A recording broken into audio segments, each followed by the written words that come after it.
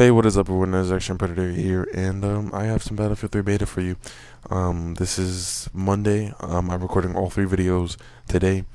Um, I'm going for an endoscopy. I went on one today. I'm recording this commentary because it was too quiet at first, and I had to redo it. So basically, I'm gonna tell you my impressions on Battlefield 3, what I think about it, what I don't like, what I like. Basically, all you need to know from this point on, from when the beta ended. I have 2 more gameplay still until the game comes out, and I don't know if I'm getting it right away. We'll see as time comes. I'm sorry if my voice is a little sore, but you guys will forgive me. I'm using the 870 Combat with the Recon kit. But yeah, so now the beta's ended.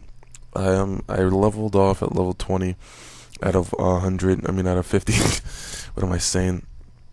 I don't know. I didn't kill that guy there, but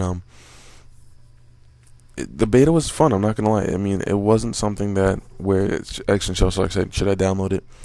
And he said, "I'll never know how to play though," and I was like, "No," because the beta was very glitchy.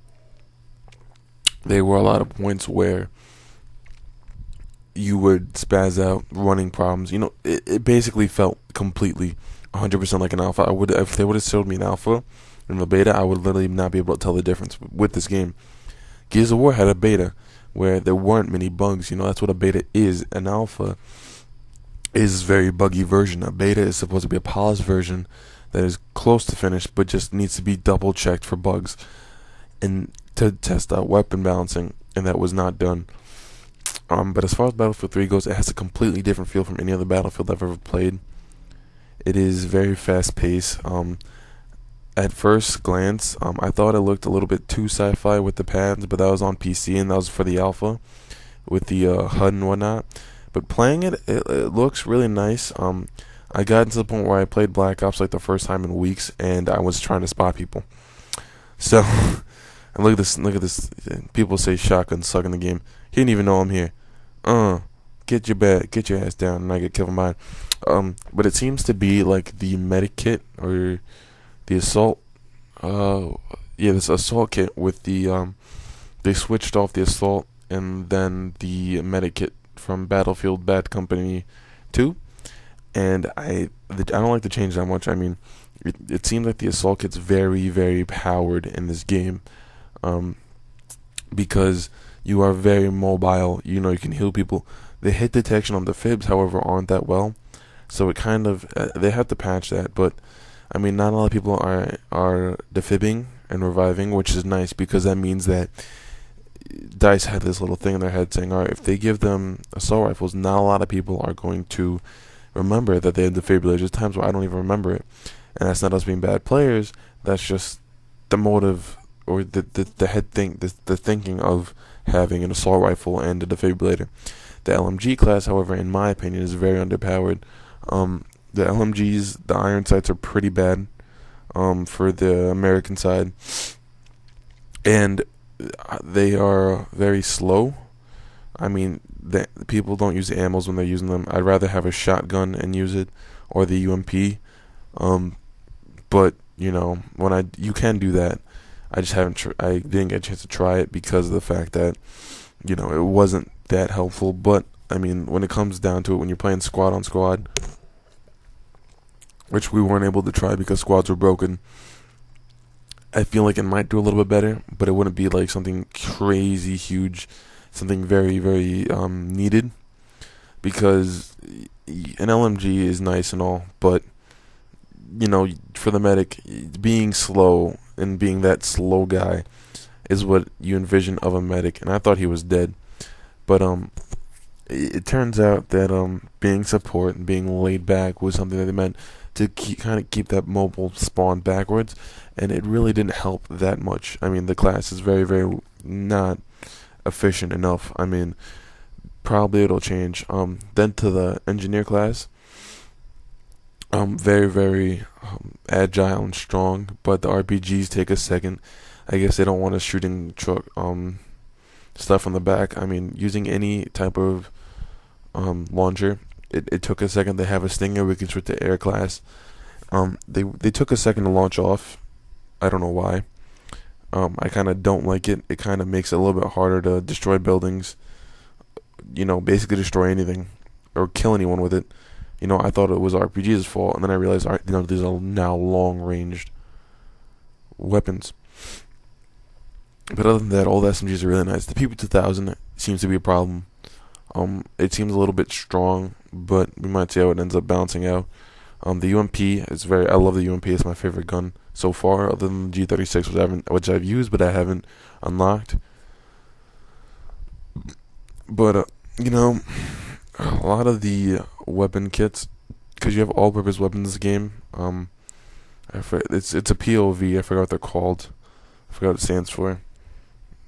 But those guns are very, very toned towards SMGs, shotguns, and the G36, which is an SMG version. And I understand that and see that's a little spawn point, but it kind of makes it balanced, because if you're running a support kit with that, or a recon kit, you have no range. So I understand why they did that, but I wish they would add the burst fire feature to a lot of more assaults, because that would have been very helpful. Now then, the recon kit. The recon has changed completely. If you remember before, Days of the Bush Wookie, where this series got its name. If I forgot to say it, welcome to Wooki Wednesdays. But the sniper rifle is very underpowered. They made it one shot to the head, and then anywhere else it's a two-shotter. And with the bolt actions, it's the same thing. Maybe if you hit them in the vitals, but I feel like maybe heart and up should be one shot, maybe. But I understand where they're coming from. They're trying to block the bush Wookiees from coming out, and they learned their thing because they took off motion mines. I think what they added is this motion sensor type thing. I didn't get to use it, but it appears to be a motion sensor type thing that you place down, and it'll tell you where the enemies are, just like the motion mines were in Bad Company 2. Now I'm not 100% sure, but I'm pretty sure that's what it does.